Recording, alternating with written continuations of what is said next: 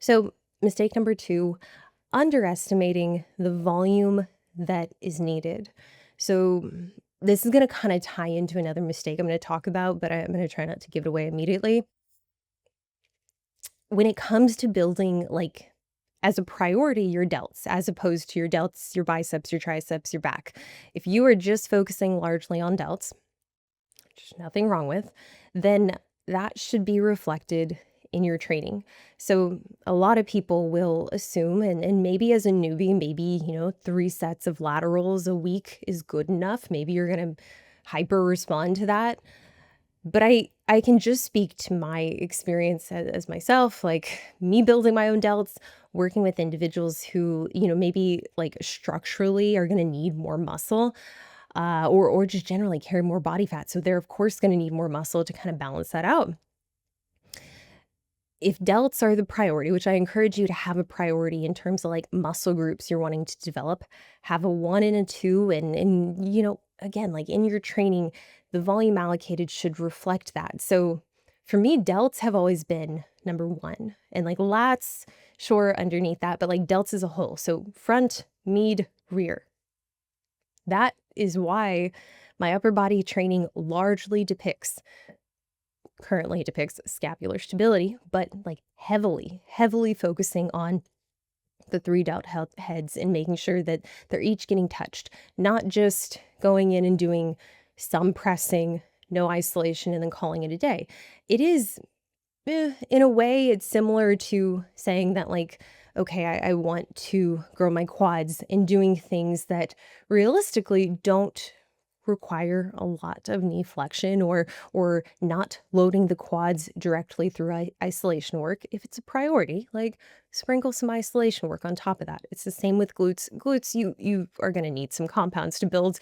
You need a lot of compounds to build, but the isolation work is helpful. And I think specifically when we're talking about delts, when we're talking about like even the way that the muscle fibers run, like, laterals are the thing that are really gonna carry the fucking team. Um, Now on the flip side, when you're looking at like proportions from the front versus the back, I've never seen someone with overdeveloped rear delts. Even when we're looking at like top open, like bodybuilders, like the top female physique competitors, like rear delts aren't something you're going to accidentally overdevelop. And largely from the back, like that's your hips up top. Like that's how you're going to get that bubbliness, those curves. Now, when we're talking about like building that complete like 3D delt look, that is going to take some front delt. And for some of us, like myself, I have a breast augmentation. That's no surprise to any of y'all. Prior to having implants, I liked working chest, but it's a very real like consideration around whether or not you want to continue building muscle on your chest through your pecs once you have implants, because that very much can shift how your implants sit. It was something after I got my implants, I'm like, okay, I still am going to need front delts, but I'm going to be more cognizant about how I'm working my delts. I'm going to be more cognizant about the degree of chest work I'm actually getting in. So even though prior to getting implants, I was very much of the belief, and I enjoyed powerlifting, I enjoyed bench pressing. My training did look different after that. I did switch to a lot of overhead movements instead of just like flat chest press or even incline press. But having movements in place to actually build and like getting under heavy load and building that front delt, that is it's a third of the look that you're trying to create. I know some people that are like, hey, I don't want to do any pressing. I don't even want to do overhead because it feels weird with the implants and how they're situated. Same thing with lats. If that's the case, understood. I'm not going to force someone to do that, but I'll just say, like, depending on how much delt you need, like, you could very well benefit from having presses in place. Not even mentioning getting into the component around scapular stability and how, like, I mean, I love me a good bottom under press. And like, that's one thing even now, like, I'm finding like helps so much with understanding scapular stability, but maintaining protraction, which is something like realistically I have not focused on most of my lifting career. All this to say, the volume needed, if you have 3 lower body days or 2 lower body days, and let's say delts are something that you're like, "I am keen on building, even more so than glutes," well, then maybe our training split should reflect that, and that's where delts, they're such a small muscle group, they're pretty easy to recover in terms of it's not gonna drive up a ton of systemic fatigue. So I have a client who, I mean, she just turned pro, Tater Tate.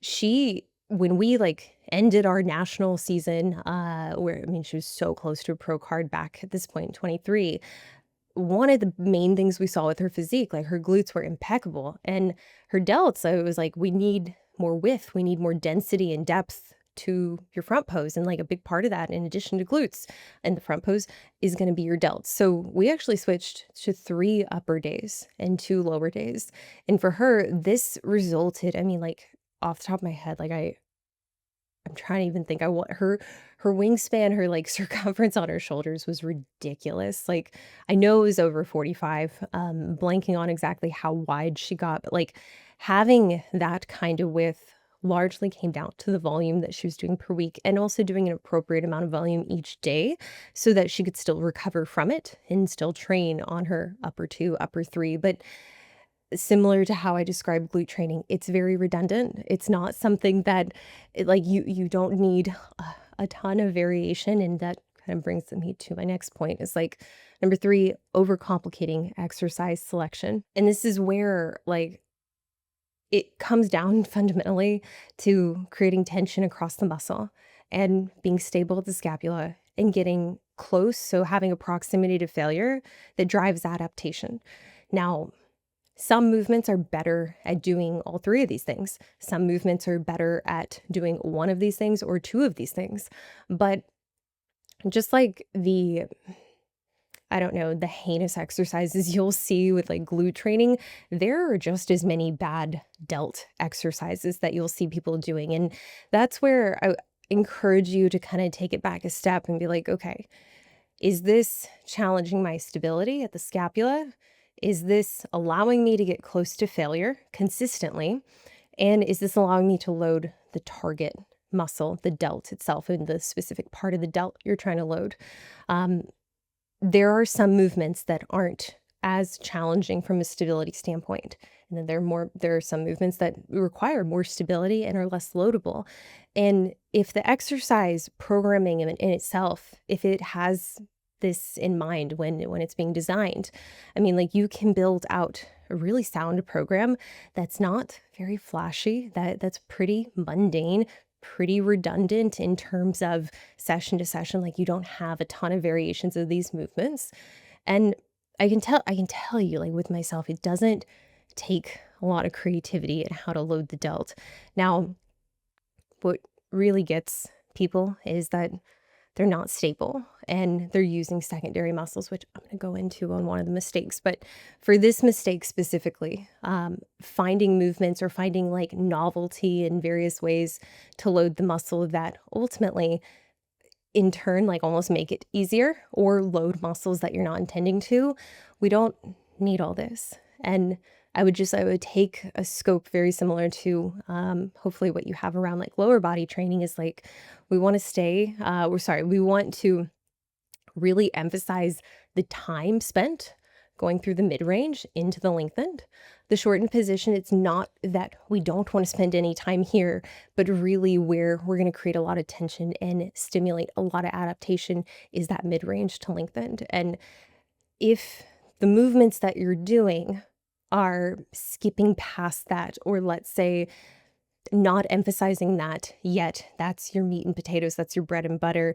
And in turn, let's say a lot of your movements are just exclusively focused on one range as opposed to a multitude of ranges.